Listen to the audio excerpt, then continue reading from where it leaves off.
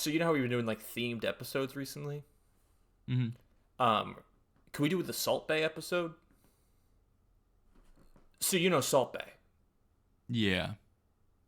So I was kind of thinking we did an episode like that. You know what I'm saying? Like what? Like Salt Bay. Like, can you do it again? I'm not ready for the episode yet.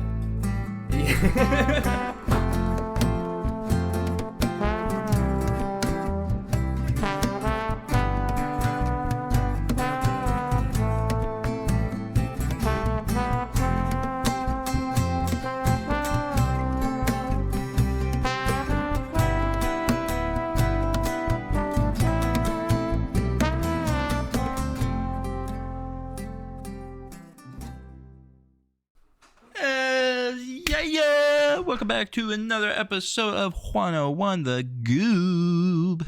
We are back. It's the Christmas episode. It's the Salt Bay episode. We are here. We are going to be talking about baseball again because baseball is happening. Welcome back to episode 40. This is 101 The Goob. I'm your host, Matthew, and we're joined by the host, Bailey. He's currently not here right now. He'll be back. Don't worry. Yeah, it's crazy. Follow us on YouTube, TikTok Shop, Spotify. Give us 5 stars on Spotify. Hit the bell on YouTube. Yeah, pretty much just call into the Goob hotline, which we'll get into. We'll get into that segment. Yeah, pretty much just yeah. What the hell? What? Say hoot. I did hear a little bit of that because my headphones are wireless. Good shouts out on the TikTok shop thing, dude. I didn't even know you knew we were on there yet. But yeah, we started advertising. Whatever we want. Yeah, whatever we want. Right now, we've just kind of been advertising like glass pipes. Yeah. That and good for all sorts of things. Real quick, on your TikTok shop, you get TikTok shop like when I'm on TikTok, I swear like every other post is a TikTok shop post. You know what I'm saying? Mm-hmm. Okay. Do you have the lightsaber lighter that they're trying to sell right now? Mm-mm. Okay, I've gotten like 8 TikToks about it already, and it's just this lighter that's like this big, and it's like a torch lighter. And people is it cool? Yes, it is cool. I'm not getting it, but you can order that kind of stuff just in the mail. You can get like a lighter. Yeah, you can order a flamethrower in the mail. It's pretty much what this thing is. Like it's intense, and people are also like, I know it's just they're rage baiting on TikTok to get engagement and everything like that, but they're also like melting the top of like a sweet potato casserole with it or something like that, and I'm like, it's a butane lighter, you can't be doing that. Yeah, no way, Jose. Just another quick little thought I had while I was away, doing unrelated things. Salt Bay is kind of like Super WoW. Yeah, he's kind of like Super WoW, first gen Super WoW. Yeah, big fan of that Super WoW guy. I don't think this is the first time Super WoW's gotten brought up on the podcast. I would have to doubt it. Yeah. Yeah, there's no way. Speaking of Super WoW, I was just thinking Free Shavakadu. Oh my gosh.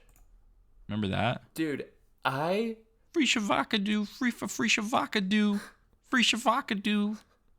I never had Vine, and that's where that originated. Yeah. And also up until I got a phone in 8th grade, but I was just a very like introverted and like sheltered kid growing up and everything like that. So then when I got to high school, my friend showed me Free Shavakadu. Changed my life, man. Game over. Not actually, but I remember just like not understanding what the concept of what it was. Like I knew what a meme was, but I didn't know about like a video version of one. And that, I know that's so silly, and I was super late to it. It's just like, it really did change my, thought process. It rewired your brain. A little bit. How you doing today? Doing good. Doing good. I've been playing a lot of mobile games. Cause you got the Apple One arcade for a month, right? Mm-hmm. I've been playing a lot of Retro Bowl and Retro Soccer. Retro Soccer's good, dude. It's fun. Right now I'm managing Crystal Palace, trying to get to Liverpool. But it's a good time. It's really fun just being the manager and making decisions and doing that kind of stuff. So that's kind of taken over my life. What about you? How are you? I'm good. I work in retail, unfortunately, so my life right now is a little bit insane. Working straight up through Christmas Eve, and then we get a lot of time off, which is gonna be super exciting. And so I know I'm very fortunate. I have a job right now. You know, not everyone has a job right now, but also I'm tired. I'm tired. That's fair. And I'm burnt out. Yeah. But we power through. New Megabonk update came out yesterday, 2 days ago. Let's go. That's big for me. Mm-hmm. And I've been talking with our wonderful editor Tony about getting back into some Apex. I think that's gonna be the move. Yeah. Also, that's fun. Real quick, he's not on here today, but shouts out to Matt. The homeboy hit top 500 in rematch ranked. That's insane. Unreal. That's why our lobbies are so hard. Yeah, that's why we get cooked every time we play with it. Yeah. Kidding. Yeah, I guess that's how I'm doing, man. I'd be doing a lot better if someone called the number 717-803-7302. 717-803-7302. That's the Goop hotline for you. Call it, maybe? Yeah. Don't you know that Bailey's paying for these minutes and they're not even getting used? Come on, I'm paying for these minutes. Come on, guys. Using up our minutes. Use up all the minutes. Come on, give us a call. Come on, use up our minutes on our camera phone. Phone with a camera. It is a phone with a camera. We should film a video with the Goop hotline sometime. That'd be sick. Wouldn't it? Maybe we'll That'd be really cool. I like that. Speaking of things we like, the Phillies did something. They did a couple things. Do you want to do recency? Do you want to start with one? Where do you want to start, Matthew? I say we start recency. Okay, so more recently, we signed Brad Keller. Brad Keller. We're calling him Brad Keller from now on. Dude, he's a killer. Dude. Brad Keller, a 2-year, $22 million deal. He really seemed to figure something out with the Cubs last year.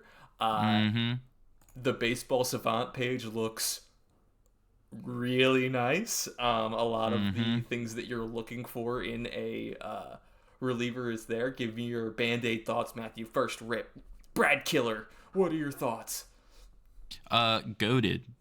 Get rid of that guy, Romano. He's over with the Angels. Bring this guy in. Hopefully he's a freaking superstar, and he's just out there throwing. He's out there throwing heat. He's out there throwing curveballs. He's out there throwing everything he's got. He does not have a curveball, but that's okay. He does have a 5-pitch mix that he can throw for strikes as a reliever. That's sick. Don't get me too excited. And we need relievers. We absolutely do. Our right-handed options were getting very thin last season, it felt that we did have Duran. But other than that, we had the 43-year-old David Robertson. We had Orion Kerkering, who unfortunately can't seem to make it through the big moments. Yeah, I mean, there's reasons to be jazzed about this. Last season, we went through 69 2/3 innings with the Chicago Cubs to a 2.07 ERA. He struck out 9.7 per 9. I mean, I'm just looking at his Baseball Reference right now. But I mean, some of the really important pieces here. I mean, he had a WHIP below 1 last season. He had a .962 WHIP. Like, the dude figured something out. He has a four-seamer, slider, sweeper, sinker, changeup mix. He throws that fastball at four-seamer about 40% of the time, and then the rest of those guys about 17, 14, 14, 12. So he really, really mixes pitches. He's got about a 97 mile per hour fastball, and then he changed it up with an 87 mile per hour slider, an 86 mile per hour sweeper, 96 on the sinker, and 92 on the changeup. I mean, that is 3 tiers of speed coming at you from the same arm slot. I mean, I'm jazzed. I'm excited. I'm jazzed. This does probably mean a lot of the stories about Strom getting moved this offseason are going to be confirmed, if I had to guess. While we are losing that left-handed arm in Strom, we're adding a right-handed arm, and we're getting Alvarado back, as well as who's our other lefty in the pen? Tanner Banks. We still have on payroll. What are your thoughts on if this is indicative that Strom's on his way out? Are you where are you at on Strom right now? Yeah. I mean, I think obviously it'd be nice to have. I mean, he was an all-star 2 years ago. Yeah. So it's like as a middle reliever, he has. Yeah. He has that potential. So it's like, especially, Strom's a lefty. Yeah. So it's like being able to just have another lefty in the pen is always nice. But if he's got to go, he's got to go. Yeah. Seems like there was a lot of frustration. That's the way the world goes round. What was that? I'm sorry. Oh, I just said that's the way the world goes round. That's the way the world goes round. There was a lot of frustration with the front office, with a lot of Strom's comments in the play after the postseason this past season. I think fans echoed a lot of what Strom was saying, so it does kind of feel a bit strange. But also, I don't think it's the first time that Strom's butted heads with the front office. Just seems like they're kind of ready to wrap that part of the story up here. Very, very excited for Brad Killer, like I said. But we'll see how it turns out. I mean, Dave's not necessarily on a heater when it comes to signing some of these relievers. He's had a bit more success in the trade market, but he's the one who signed Strom. One thing about Brad is he was a starter at the beginning of his career. He started a game last year for the Cubs. He started one game. He's a potential swingman that I think that also opens up the idea of moving Taiwan if we have someone like Keller that's able to do so. But if we're going to be relying on Keller for some higher leverage innings, then I'm fine with keeping Taiwan on the roster for his last year of the contract. Yeah, might as well just ride it out, especially with him proving some usefulness. No point in eating up multiple contracts when you throw Casty into it too. I guess that segues us right over, Matthew. New right fielder alert. Adolis Garcia. Shoot. There we go. Yeah, I honestly, when it comes around to a new year, we gotta get a new outfielder. We gotta get a new outfielder on a 1 year, $10 million deal. On a one year, $10 million deal. We need a guy who's gonna be hitting average. We need a guy who's out there gonna have some average defense. And I'll be honest, I don't really know much about Garcia. That's okay. But with the trend of the past few years, looks like we're getting a pretty average guy. I will say the defense is not average. The defense is good. Let's go. So that's what we need in right field. Yes. So I'm still very meh on the signing as a whole. I think a lot of the things I'm going to say are very positive about Adolis, and I think that the ceiling is high still. I think the ceiling for this signing is 40 home runs. Like, really? Yeah, absolutely. I mean, That's awesome. We're talking about we're 2 years removed from a 2023 where he was an All-Star, MVP 14. That doesn't really mean anything. Hit 39 home runs. I mean, we're not far off from that time frame. I mean, that is his career peak. But I mean, he's gonna be 33 this year, just like the rest of our team. Um, and he has plus defense in right field. He strikes out a lot. We're used to that. And he does not bat for average. We're used to that. That is true. So my thought process is, so there's a few things.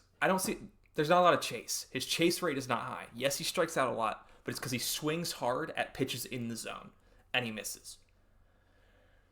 So, in my opinion, that's a lot less frustrating than Casty, who's swinging at goddamn everything. Exactly. If the strikeouts end up being the same amount, but I don't see a ball in the dirt getting swung at, and defense is good in right field, mm-hmm. Don't need to break the bank. We don't need to break the bank. But then again, we said the same thing about Max Kepler, and that bat never showed up. The defense was not worth the bat, but yeah, at least we're replacing the right field situation and not the left field situation. What would be your ideal outfield now that we have Adolis in the outfield? And Dave has said that that's kind of what we've got is what we're going to have in the outfield now. Yeah. I mean, honestly, I kind of like it. Especially with Crawford. Yeah. I'm super excited to see him play. I really hope his time with the Pigs kind of translates into the major leagues, because I mean it is a big jump. But I mean he's good. I love Crawford. Got him right here, sitting. Look at this guy. Love him. Yeah, so excited to see him play. I mean, Marsh woke up last year. When? At one point. I'm excited for that. I think, you know what? I'm going to go ahead and say it. I think this is his year. You think Marsh wakes up this year for real? Mm-hmm. I think Marsh is going to wake up. Marsh is going to hit 500 home runs. Oh, shit. Okay. Mm-hmm. 500, if not 600. I think Marsh gets officially platooned this year. Yeah. For good. Yeah. I think he'll play. Right now, what it seems like the lineup will be a Marsh Kemp platoon in left field, Adolis in right field, and then with the two strong defenders between Marsh and Adolis on left and right, Crawford can play a more condensed center field. Is what it seems like things are going to be. Now, personally, I wouldn't mind seeing a little Harry Bader action. I know I talked a lot of shit. I kind of want him. I kind of want him back on the Phillies. That'd be pretty sweet. I've turned around. Yeah, I do. I just don't. We're not going to sign him. He played himself into a pretty solid contract. Playing with how he played at the end of the season. But man, I think that would be really awesome. And then maybe just do Adolis, Crawford. No, you don't want to platoon Crawford. Adolis, Marsh platoon in right field. Then maybe, even though Adolis has reverse splits, so it's really confusing. Adolis does not hit well against left-handed pitching, just like the rest of our team. Besides Kyle Schwarber. So we'll see. We'll see how it goes. Shouts out. Yeah, I honestly totally forgot about Kemp, then moving him back there. With an intact knee this season, hopefully. Yeah. I'm really excited for Kemp. I love Otto. Dude can ball. Yeah. I'm not jazzed about him being in the outfield. I personally like the idea of him being on third. But you know. All right, I'm going to talk about this real quick. I like the idea of moving Bohm. I'm not against it at all. But the value is not there. It's just not. The things that they're saying we're going to get is like a middle reliever. And the folks that are saying like, "Oh, do that, like get him off my team," like he's not Nick Castellanos. He is not he's not like mouthing off to Rob Thompson. He's not creating issues in the clubhouse. He is he's whiny, and he wears his emotions on his sleeve without a single doubt. And he's a frustrating player. He grounds the ball a ton. He strikes out a decent amount. But the defense is no longer bad. The defense is good. It's good. He bats about 280. It is a problem if he is batting fourth in your lineup. I agree. I don't want to see him batting cleanup. Not like, no. Hard no on cleanup. Ever. But that's not his fault. Like, yeah. He's not a top of your lineup guy. But if you have Alec Bohm batting seventh in your lineup, fuck yeah. Are you kidding me? That's how I feel about Adolis too right now. He's not. I don't want Adolis batting behind Bryce Harper for obvious reasons. But I do want fucking Alec Bohm, Adolis Garcia, and Bryson Stott closing out the lineup. Yeah, like that's like a pretty, especially on like a budget. Like that's pretty good. Your 7, 8, 9 hitter. I mean, Bohm costs you $10 million this year, probably in arbitration. Adolis $10 million. Stott probably like $6 million. Yeah, like it's right there. It's right there. You just got to add one more bat. That's the issue, though. I kind of feel like the outfield positions are the spot to do that, unless we are moving on from Stott or Bohm. Talking on the second base position, there's been some conversations about trading for Ketel Marte. I think we talked about it a little bit on the podcast, but I don't think we fully got to get into it. Is there anyone that you would mark as untouchable in that move, or would you be ready to kind of shell out for that? I mean, I don't want to trade our top prospects. Like, I don't want to see Miller go. I don't want to see Painter go. Yeah. But I feel like if you're gonna get Marte, they're gonna want something. Yeah. Like you can't just give Marte plays second, right? Yep. Yeah. Like you can't just give Stott and be like, there you go. Like, come on, guys. Yeah. So I think add another 30-some-year-old to our roster, and all I'm saying is if Marte was on the roster and all we had to give up was Stott. I mean, yeah. That would be sick. That would be freaking goated. This is hard-hitting journalism. This is. Some hard-hitting journalism. There is some very real speculation that Tatsuya Imai is going to be a Philadelphia Philly. He's narrowed his list down to 3 teams: the New York Yankees, the Chicago Cubs, and the Philadelphia Phillies. Yes, please. Yes, please. And it's like for a team, like he wants a team that can beat the Dodgers. Yep.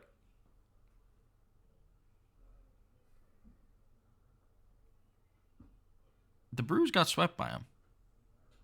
We won one. Came away with a win. We won one. We came away with a win. And the Yankees lost to them in the World Series. True. And the Cubs, where were they?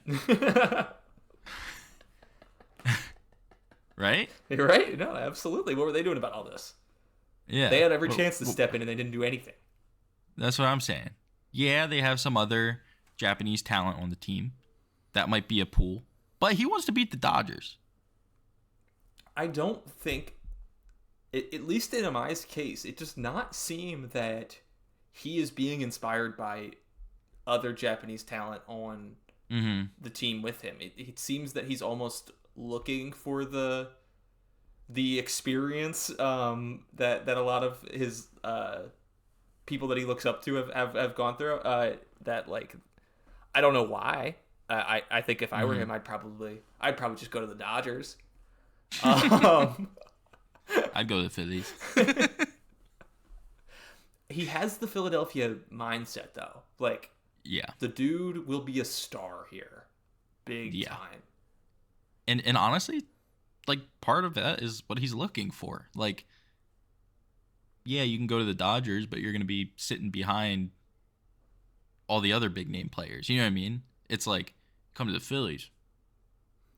And this is a very weird. I know it's not even weird. I'm not talking about his injury at all. I'm just talking about how he's been so open about retiring in a few years. If the image of being an ace is something on one of those great teams is important to you, the idea that Zach Wheeler is retiring after the 27th season, it has to be at least a little intriguing to you if that is part of the pitcher mindset, which I know for some pitchers it is. I mean, Chris Sanchez is not some easy person to overtake for that role. Do not get it twisted. But I'm sure you look at Garrett Cole, who's going to be around for a few more years on the Yankees. But the Cubs don't really have that A1 guy either. So we'll see. But I have a hard time believing that anyone's going to top our offer, because we were in on Yamamoto. We offered more money than the Dodgers did on Yamamoto. Yeah. It would be so freaking cool. How long would the contract be, do you know? I don't know. There's a ton of speculation in range, but some people are saying 3 years, some people are saying 8 years. If I had to guess, it would probably be around Yamamoto's, which I think was 7 years. Okay. Mm-hmm. And yeah, that would... I'd be fine with whatever.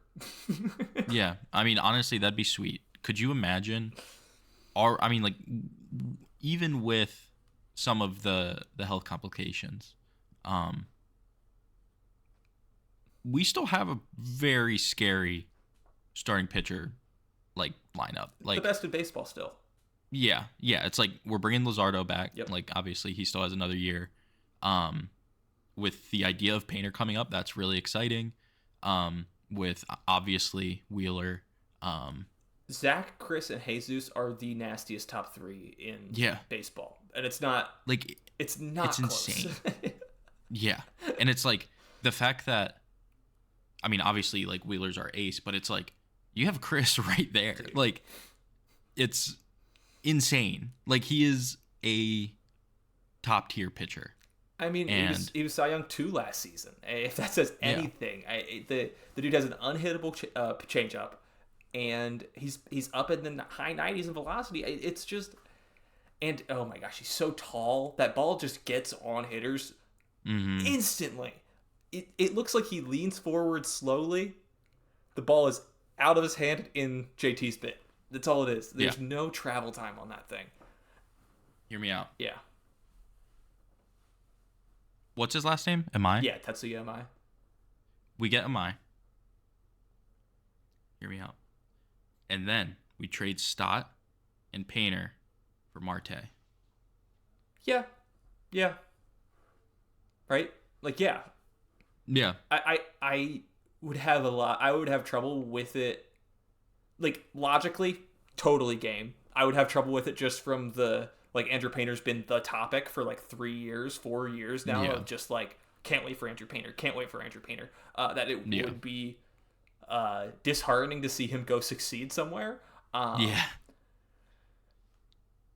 also, I maybe it would give me a little bit more love back for the Diamondbacks, who I used to like a lot before that 23 season. And I mean, anywhere any of those guys go that I've built such an affinity for, if they went somewhere, I'd still be rooting for them every day. I mean, I'd do that. You sign Amai, you can definitely move. You can definitely move Painter. But that being said, if you didn't, that's crazy. Six-man rotation with Wheeler, Amai, Sanchez, Luzardo, Painter, Nola. Because Nola's still getting paid. Yeah. And then that's also with waiting for Painter to come up. I think he might be on the team to start the season. I do think he might be on the team to start the season. I hope so. We'll see how spring goes. That's what we're going to have, some actual must-watch baseball at spring training, because I think the way Painter looks will decide whether he's on the major league roster. And oh boy, I hope he is. Crawford's got his spot locked up, I think, barring something like a terrible spring. And I wouldn't rule out Miller being here by the end of the season. Yeah. What you think he's gonna be playing third? I don't know. That's where my confusion is. I don't know why he hasn't been getting reps anywhere but shortstop. You think they're trying to get rid of Trey? No. That is not a movable contract at all. He's got a no trade clause. He wants to stay in Philly. Unless you mean like defensively, like move him to the outfield, which has like been talked about for a long time. He took a step defensively this year. I just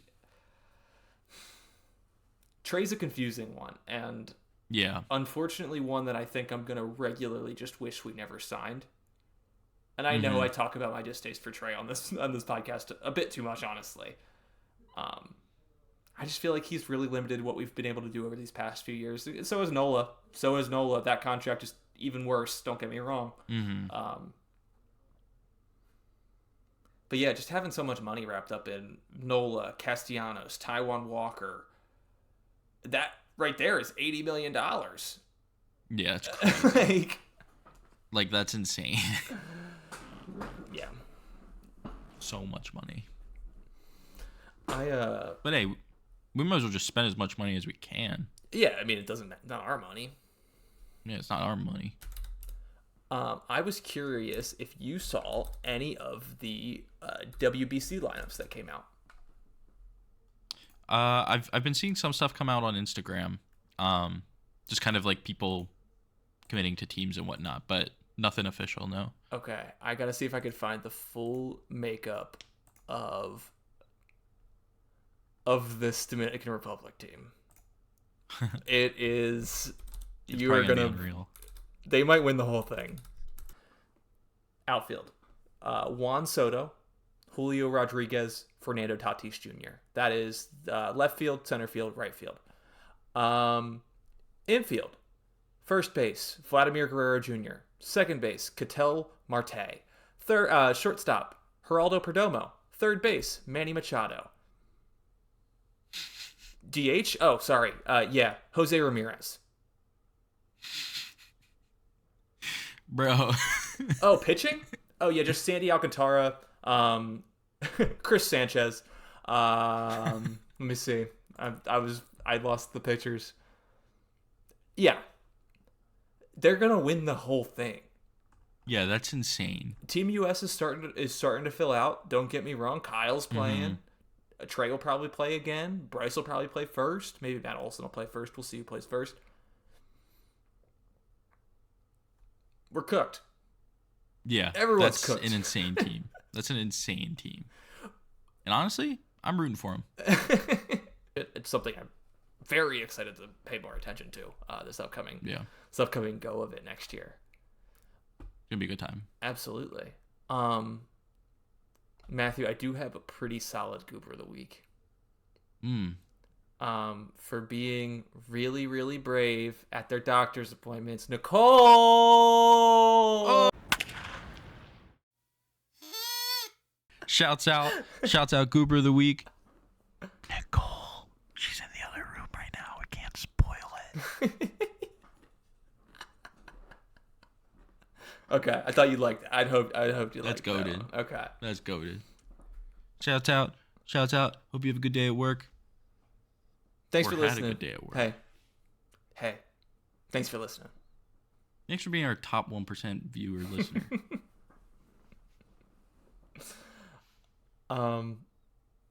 Matthew, I've had a blast. I'm getting sleepy, man. I'm getting pretty sleepy. I feel that. Do you have anything you want to fire off into the abyss before we wrap up here? Have a Merry Christmas. Have a Happy Hanukkah. Have a Happy New Year. Next episode is literally the Christmas episode for us. It's going to upload on Christmas Day. Oh, really? Next Thursday. That's crazy. Well, I hope you guys have a happy happy holiday. That's what I'm leaving you on. Me too. I do too. Losers.